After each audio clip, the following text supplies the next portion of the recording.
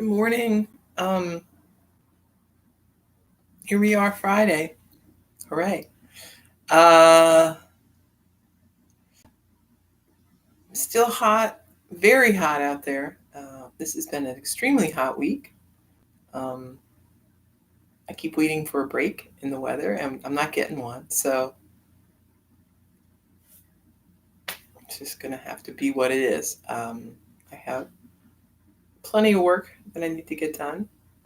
So I guess we're just going to have to brave the heat. Um, I had to take the dog to the groomers yesterday, and that was a long and drawn out procedure. It was pretty much my whole day, it seems like. So that is a thing that I've noticed, right, about during all this pandemic is that things, um, I don't know if things always took a long time and I just didn't notice it, or things take longer now, possibly. Um, it's hard to say because it's been so much time, right? Almost a year and a half, and things do change normally on their own. But I think my expectations have changed, right? And I think when you're not doing a lot, then doing something seems daunting, right?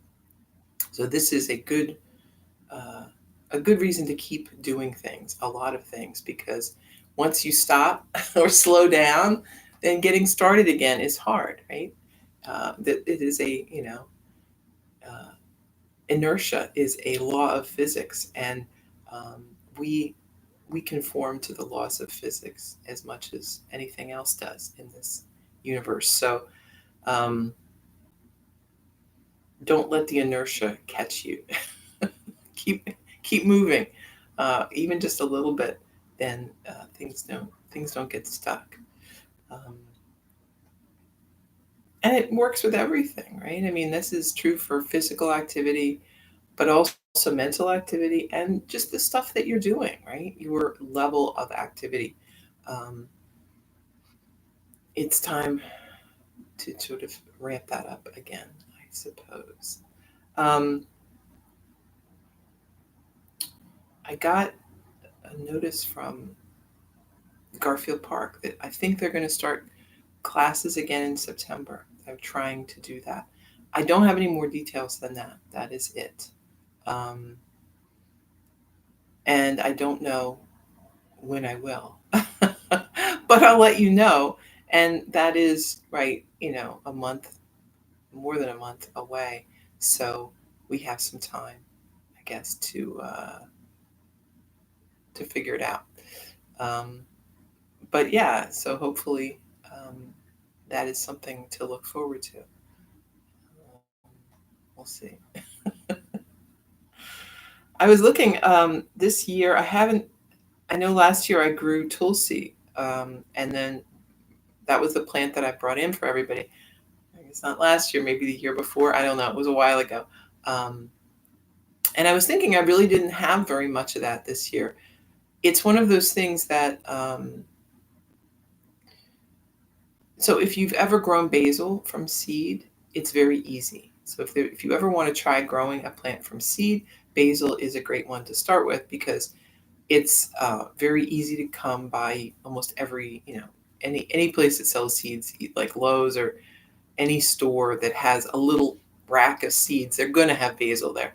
And it's useful, right? Basil's delicious and very useful. And it's very easy to grow. Like they just take care of themselves. You just sort of scatter them and they go. Um, the real, I think, the thing that they need is heat, right? They need some heat in the soil. So they don't necessarily um, they are early starters, and if you start them early, you're probably going to be sad because they're going to be big before you're ready to put them out. They grow pretty quickly. But Tulsi is a form of basil. It's called holy basil. It's a variety of basil. It doesn't really taste like basil, but you can use it in similarly. Good morning, Dora and Susan. Um, but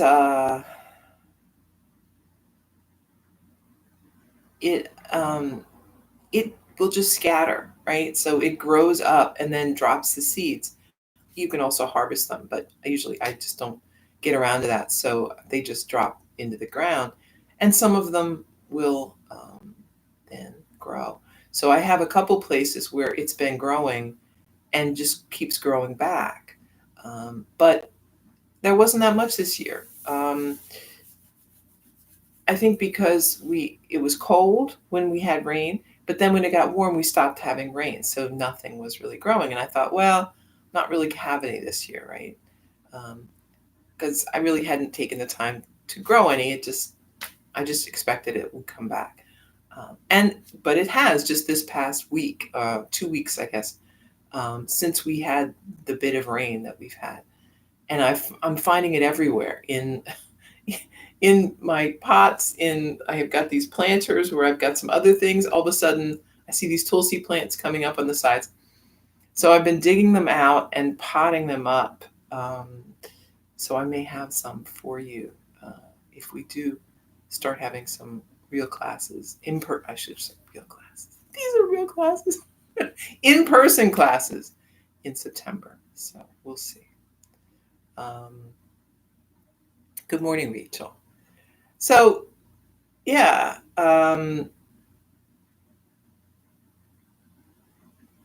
that's all. I don't really have that much to talk about today. That's it. Tulsi and dog grooming. Those are my things for today. All right, so let's do a little more asana today than we have done in a bit.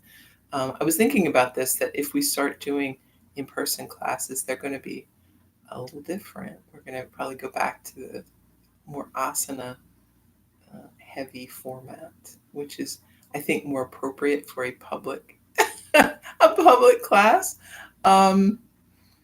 because you just don't know what everybody wants, right? What everybody's there for.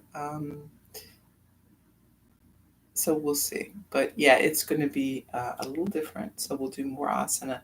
I do like the 5-minute meditation at the end. I may carry this forward to live classes. I'm going to see. I'll have to speak to the management and see what they feel about that.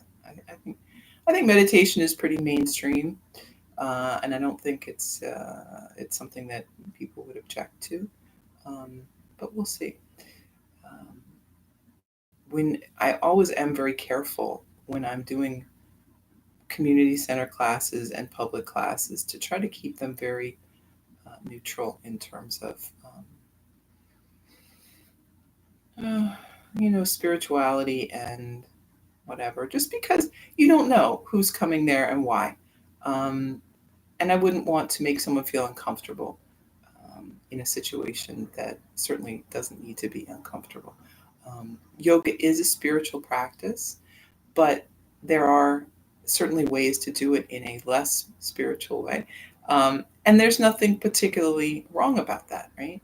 A lot of people come to yoga, the first step is the asana. And many people stay on that step. Maybe they stay on that step forever. Maybe they very, very carefully shield themselves from anything else. I'm not going to say that's wrong. I'm going to say you're missing out on a lot if that's what you do. But that's your choice, right? Maybe you are not ready for whatever else there is that is on offer. Hey, that's your thing. That's fine. And I would never want people to feel uncomfortable with that. The other thing I need to do is figure out if my phone will hold a charge long enough for music, right? Wouldn't that be nice to have music in class again? I can't. So it's a complicated thing with music in yoga classes. First of all, many traditional yoga does not, of course, have any music or anything whatsoever. And so there's some controversy about whether that's even okay. That maybe yoga is meant to be done in silence. I'm not really a purist on that. I think it's fine.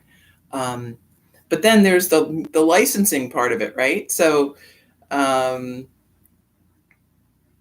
you can't play people's music in a class unless it is free and unattributed, right? technically speaking, that is the case, right? That being said, pretty much nobody follows that as far as I can see. And it's not usually really an issue. I try to stick to either um, royalty free music or music that is done by artists that I know um, are happy or donate their music to, they're happy to have it used in yoga classes, and which is great. I think that's great. But not everybody wants to do that, and I think that's fair, right? It's their property. You shouldn't be taking it without compensation, right? Or restitution, let's say. um, the other thing is, so that's one thing, right? But that's in the moment. The real no is music on something recorded, right? So having music on one of our classes would be so not good. I would never do that. So we're stuck with silence. But back to my phone, right? My phone is so old, and I didn't realize how old it got. It does not hold a charge for very long, and of course, it's not a problem because I'm in the house all the time. What do I care? I just plug it in. Um, and that's the thing. My husband's like, "Well, I think you're it's going to hold a thing to play music for a whole hour. I'm not sure that's going to work." I think he just wants to buy a new phone, and because my son said, "Well, why don't you just plug a charger in?" Don't they have electricity at the community center? Yeah, they do. Okay, so I can do that. But yeah, I have to get all of my things back together. It's just a whole thing, right?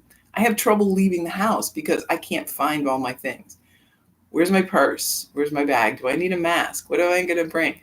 I got to go to the store, but I don't have any bags to go to the store. I have a whole checklist, and I'm not good at it anymore. And I'm learning again. I'm trying to. So I got to do it again with yoga. Where's all my stuff? Where are my blocks? I don't even know. I brought them in the house. I don't know where they are. That was 2 years ago. They could be anywhere. So that could be a thing. I'm going to have a month or so to search for them. Um, so getting back to doing things is not as easy sometimes as it may seem. Um, it falls under the category of be careful what you wish for, right? You want everything to be as it were, as it was, and as it was going, but you forgot how much work that was and how much preparation that takes. I have to ramp back up to that. All right. So sitting tall. Let's breathe in and out through the nose. I've got these weird bathing suit yoga pants on. Relaxing through the chest and body.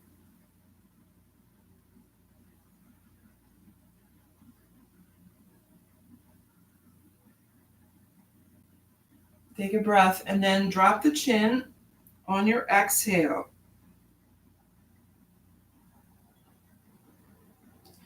Then moving the head around, make a big circle.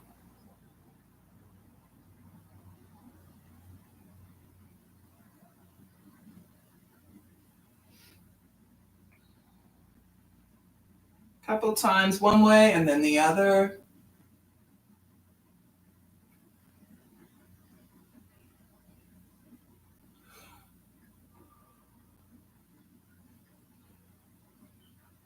Back to center.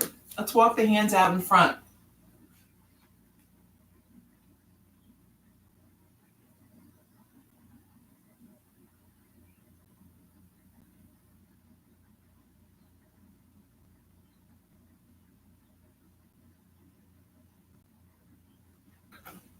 And then behind, squeeze shoulder blades together, gaze up.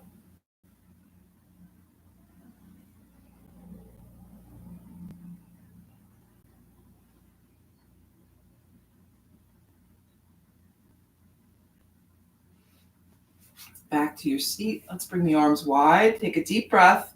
Exhale, hands together in the front. Inhale. Exhale. Inhale. Exhale. Inhale. And exhale. Interlace the fingers. Lift. Gaze up.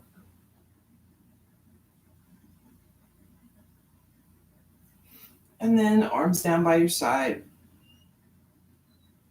Inhale, lift. And lower. Lift.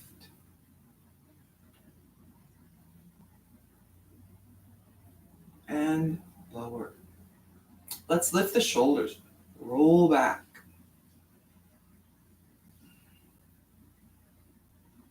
One way and the other. Right hand, left knee, left arm behind, sit tall, deep breath in and twist. So before the twist, we're always trying to lift the spine, right? We're not really lifting the spine, right? But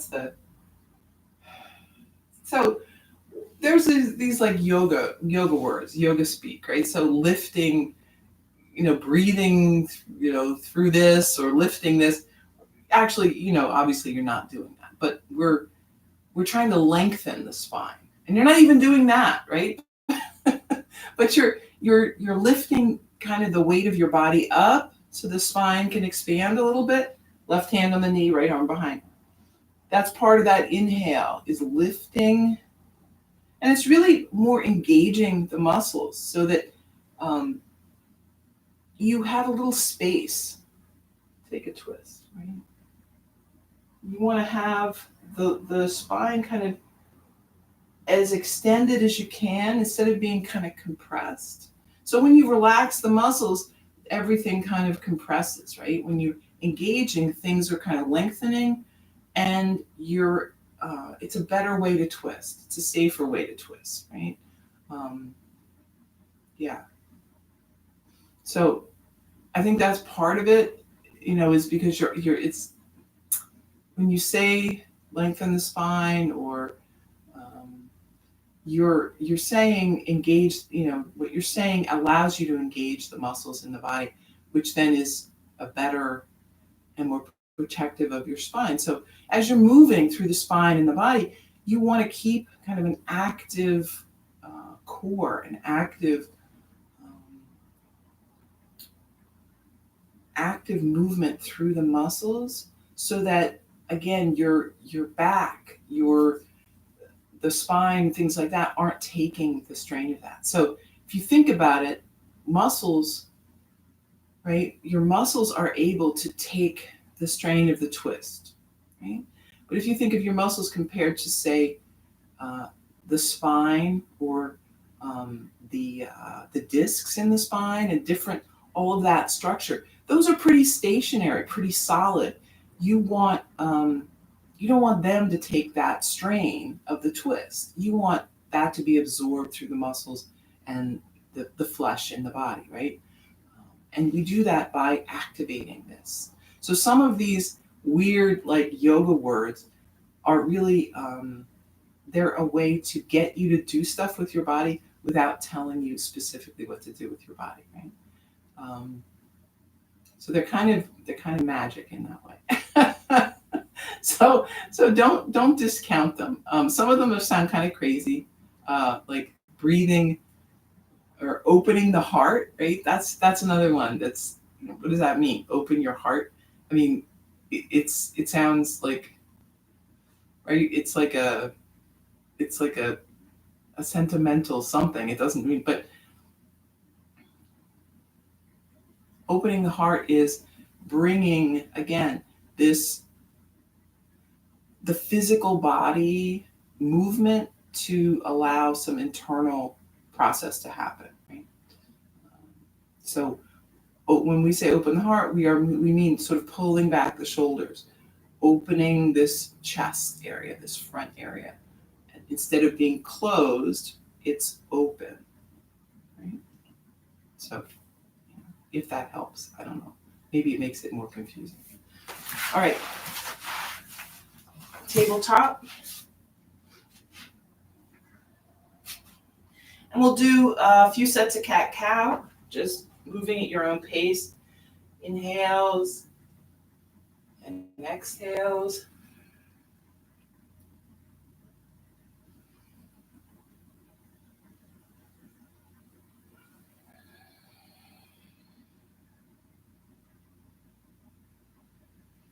And then let's sit back into child's pose.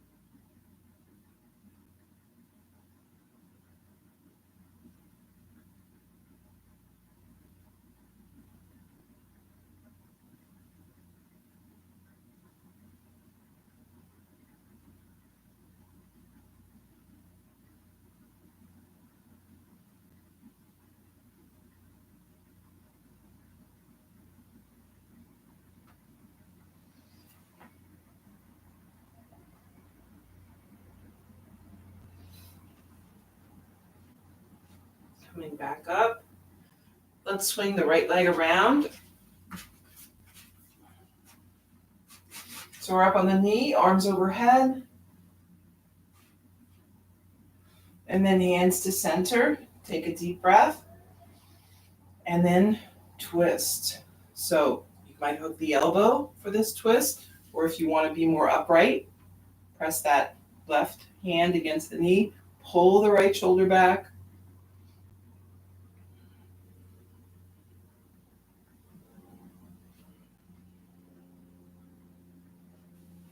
Back to center, right hand down by the foot, left arm lifts.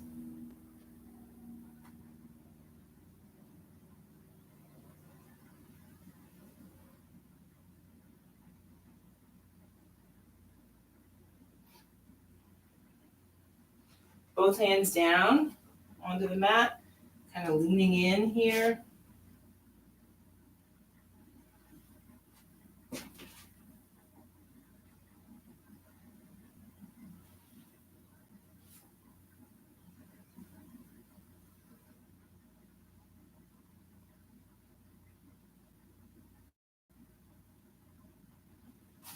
Walk the hands back. And we'll extend this leg, maybe wiggle it out a little if you need to. Fold forward.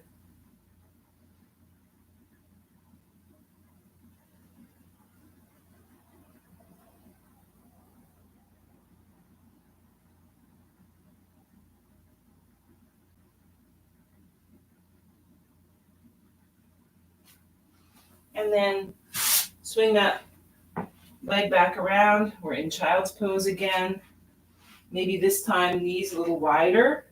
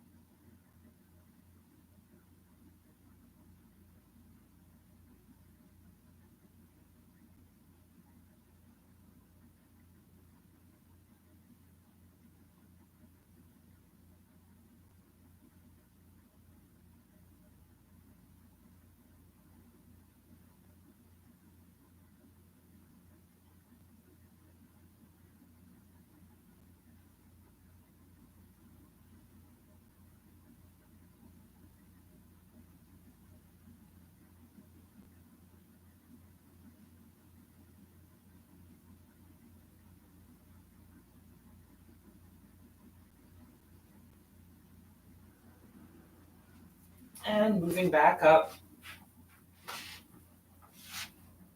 Tabletop again. Swing that left knee out, arms overhead.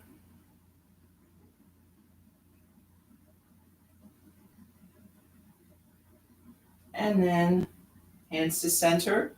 Take a breath in and twist.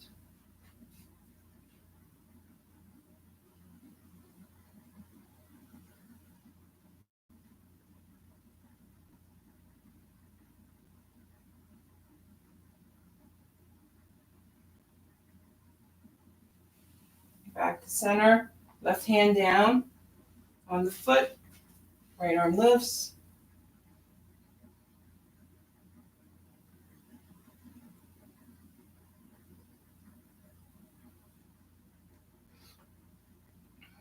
Hands back down to the mat. Kind of leaning in here.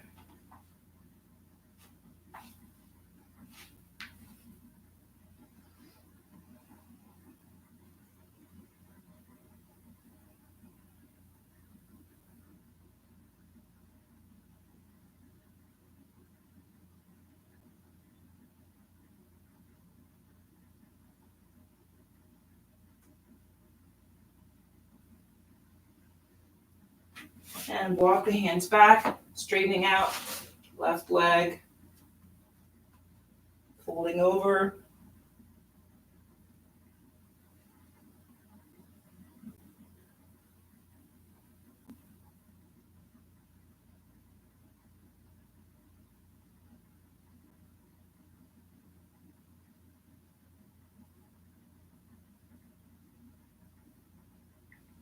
And then swing it around.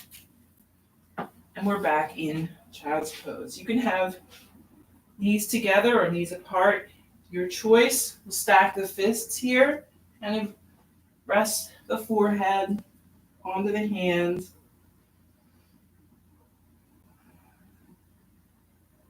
And you can do fist, or you could just have hands right on top of one another if it's more comfortable to be further down. I don't know.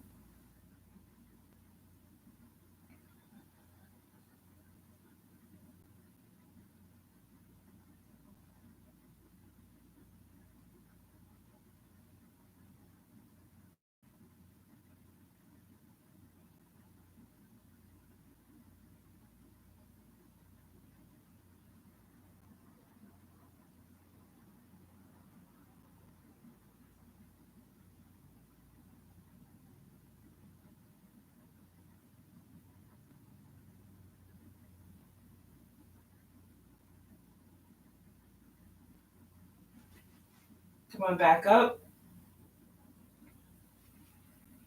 Tabletop.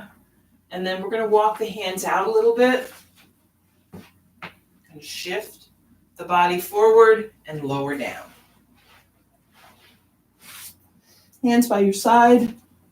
Head turns left. Head turns right. See if you can rest that left ear on the mat.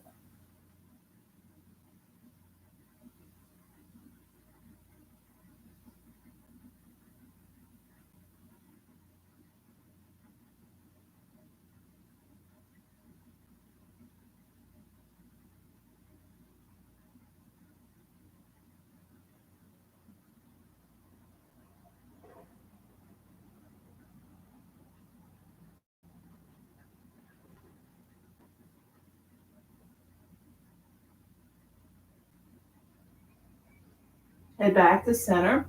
And we're going to set up for Cobra. So we've got tops of the feet resting on the mat. Hands about chest height, resting here. Elbows close, shoulders back. And then we're lifting. Maybe hover the hands.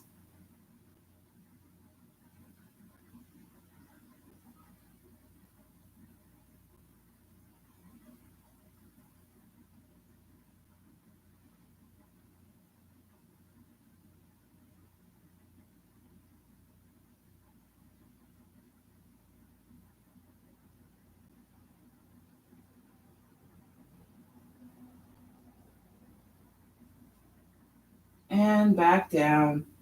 Head turns left.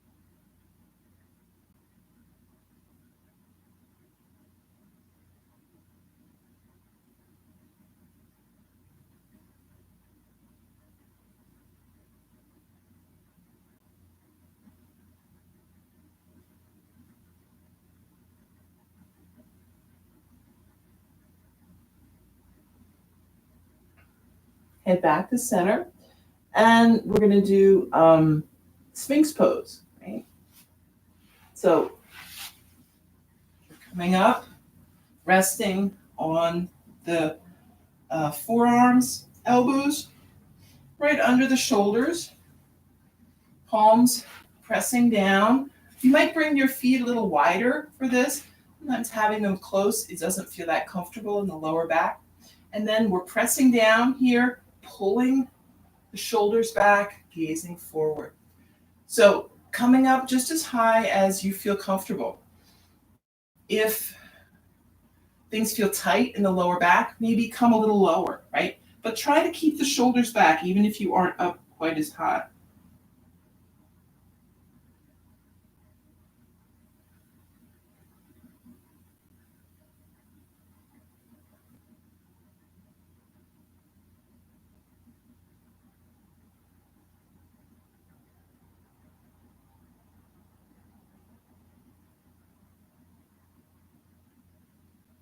And then lower it down. We're going to put one hand on top of the other. You can rest the chin or the forehead here. Relax. Let's turn toes out, heels in, unless that feels really uncomfortable. And then, maybe you just want to do whatever your favorite thing is.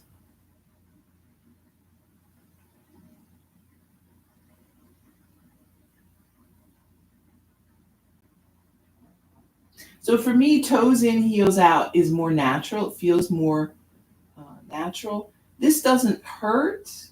It doesn't feel, it just feels weird. It feels uncomfortable a little. So I like to do it because I can tell that it's doing something different to my body, right? It's moving my body in a way that is not, I don't habitually move it, right? And that's what we want in yoga. We want to move through that whole range of motion, ideally getting into those places where we don't normally move, because your normal activity keeps you, right, normally active. Your those your daily activity will keep you moving to some extent, but it's that stuff you don't do that we lose over time if we don't work on it. So we're working.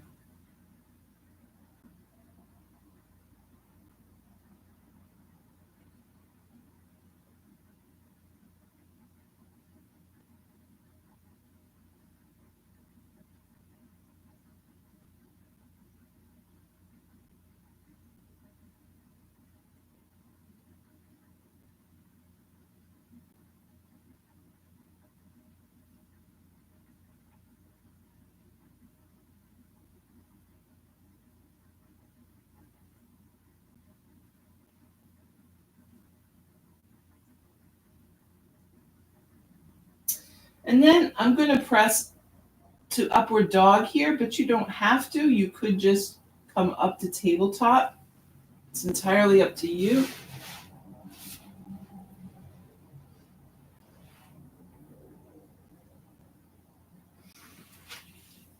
And then moving back, downward dog.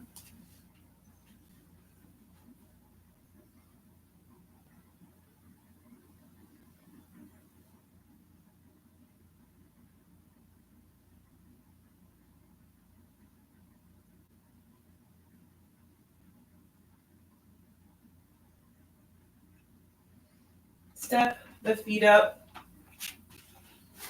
And we're down to a seat. Soles of the feet together, sit tall. Take a deep breath, and then we're leaning forward.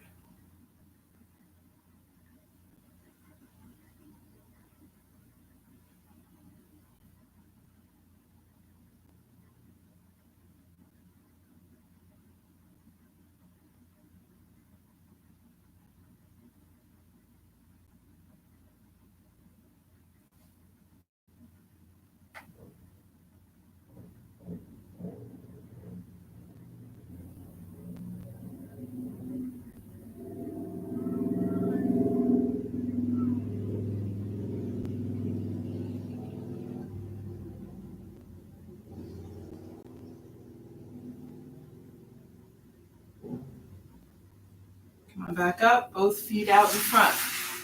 Point and flex. Let's rotate.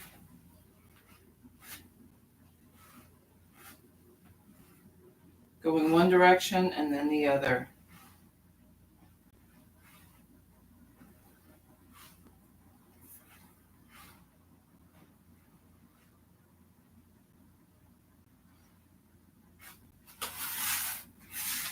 And then bend your knees.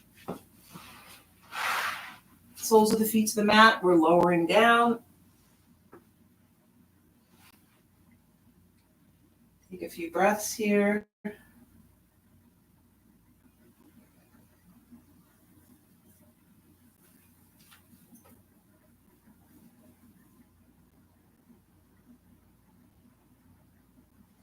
Right ankle on left knee. You might be staying right here, pressing that knee away from the body if this is already pretty tight. Otherwise, we're bringing that left leg in closer. Breathe.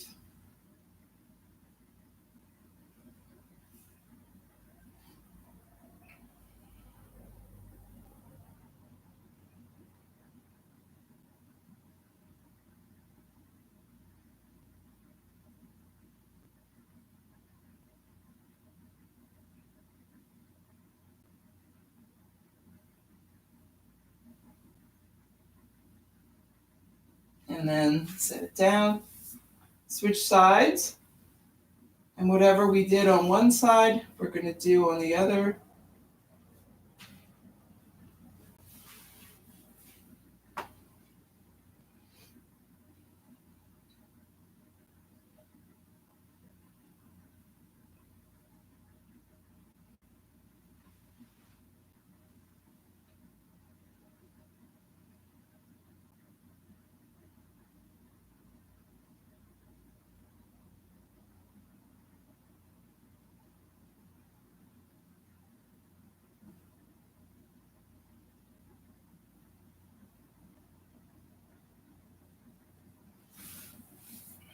And then set both feet down. We're going to do supported bridge.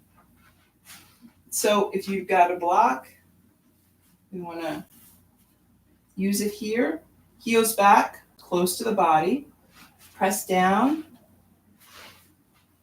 and lift up. Find a place where that block feels comfortable. And then just relax. And let it support your weight here.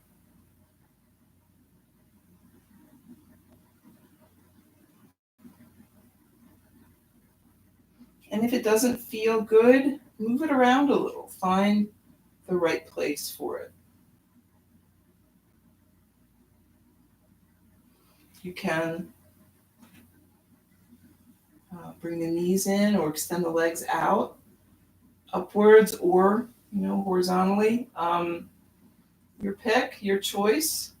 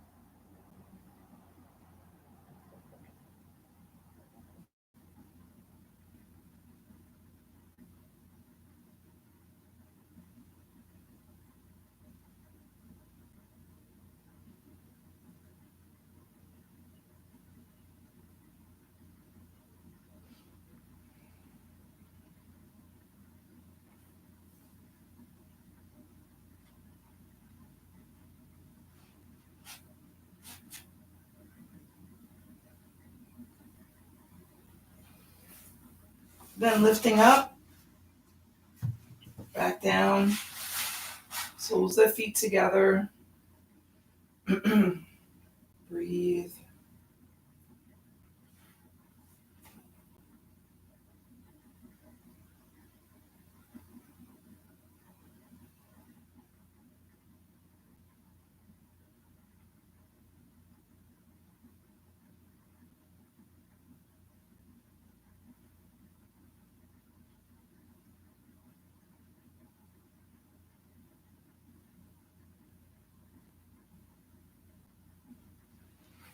And then knees back together. Hug them in. Rock side to side.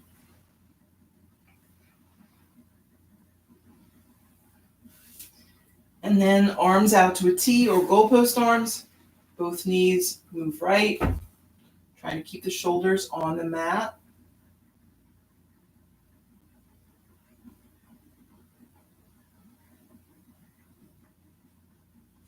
Back to center and knees go left.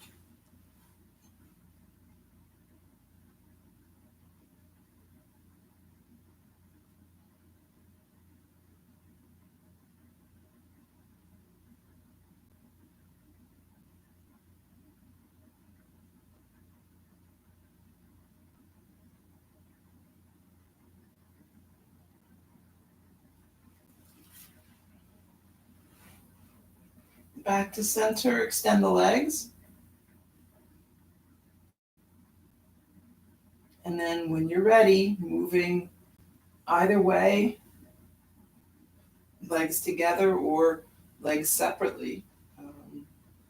Coming to rest on the mat.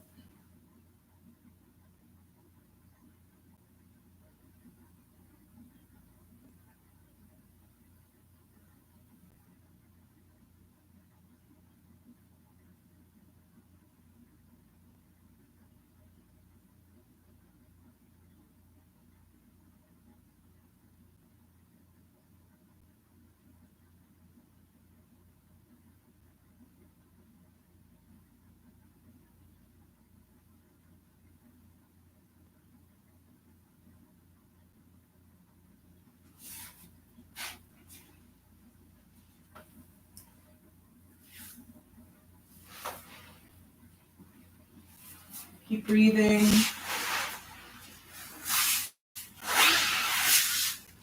Feeling peaceful and calm in your Shavasana.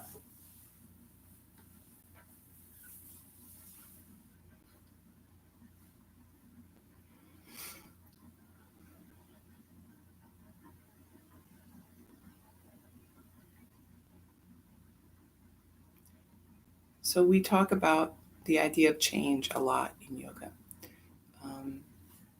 It is a constant, right? Of all things, the one thing you can be sure of is that things will change. Our job is to adapt. It's to work through these changes, move through these changes as well as possible. Keep your knowledge of these yoga tools that we learn in mind as you do this. So, what may not seem important to you now may come in handy. I find that sometimes the the least important parts of the yamas and the niyamas, right? These things that maybe I thought, well, they really don't apply to me. They really do, right? You just haven't hit that situation yet where that comes in handy, but you will. We all will. Um, I keep going back to these sort of building metaphors, but maybe because that's what I've been doing a lot of. But you know, when you are doing a project, there are many ways to do a certain task you're trying to get done. But it really comes down to the easy way and the hard way, right? The hard way is is when you are struggling to make do. You don't have the right equipment, you don't have the right materials, but you're just going to try to make it as good as you can, right? You may well be able to achieve your goal, but it's going to be hard and it's going to be a rough job. You're probably not going to be too proud of the results. It's going to look like the dog's dinner, right? But you may well get it done, and sometimes that's what you have to do. But the easy way is you find out what tool you need to actually do this properly. You put the money out for the material that you need, um, and you do it. And then it's easy. The job comes together nicely. Everything is smooth. Right? Ideally, right? That's the idea. But what yoga does is fill up your toolbox so that you may have a bunch of tools in there that you've never used. Um, and anybody who has done work or things or projects, or if you're an artist or you're anything, you do anything where you're creative, you know you have tools, you have materials, you have supplies that you've never touched, but they will be the perfect thing for that one day, right? And when it comes to projects and things like that, you could have tools you'll never use. I mean, that is possible depending on what you're doing. But um, our tools are not as broad reaching as some. Um, you know, we don't have 12 types of screwdrivers, right? We just have one. But uh, in yoga, right? Yoga tools are not as they're not as numerous, but they are more. They think of them as like the multi-tool, right? So yoga doesn't have 12 types of screwdriver, but the one screwdriver it has all the fittings you'll ever need, right? Um, it is very much adaptable to pretty much any situation you're going to find yourself in life, because the people who worked on these developed these ideas, these thoughts, these beliefs, these practices over the years. They're just like you and me, right? They're faced with the same things over and over and over. We like to think of people in olden times as having simpler lives, more peaceful lives, more. I mean, it's just not true. They had their challenges. They had challenges that we can't even imagine. Things we don't have to deal with: death and loss and war and struggles that pale in comparison. Our struggles sometimes pale in comparison, which isn't to say what we're going through isn't hard. It is, but to think that these people back then didn't understand because their lives were easier or simpler, or it's just not true. They absolutely understood the human condition intimately and completely. So their lessons are as applicable to them as to us, as to our descendants thousands of years from now. Um, they're universal truths, and these things don't change. So take them to heart, pack them in your tool bag, and keep them handy for whatever might come up.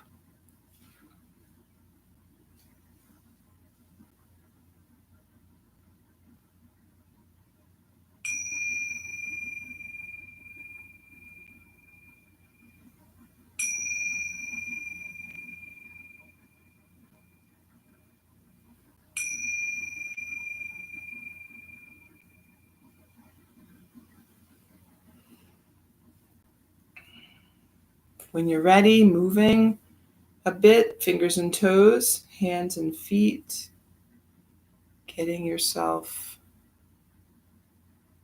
back into movement again. And then you can come up to a seat if you like, or stay on the mat for your meditation, your choice.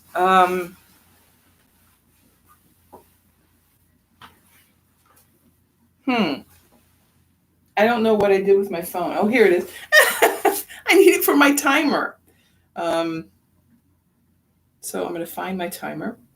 You're sitting peacefully, relaxed, maybe in a chair, or you're laying on the floor trying to meditate without falling asleep. It can be done.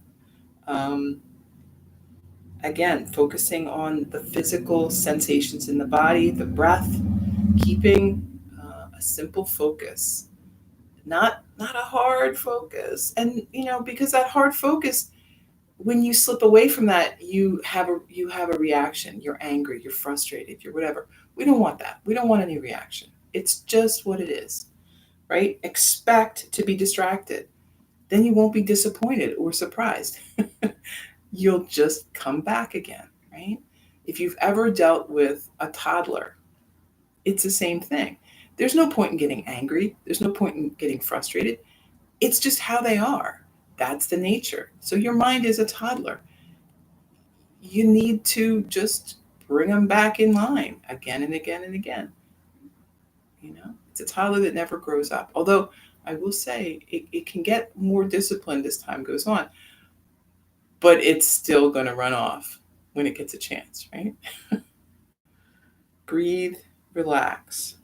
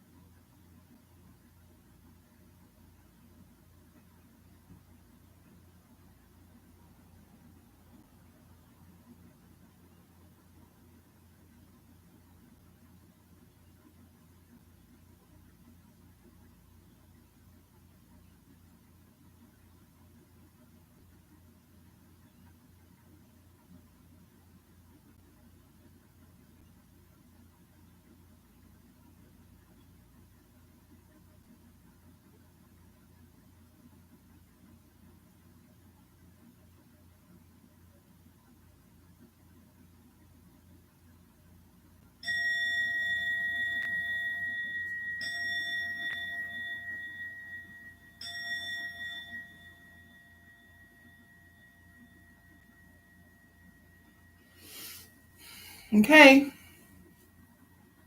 we're back. Hopefully that was a useful 5-minute meditation for you. Enjoy your Friday.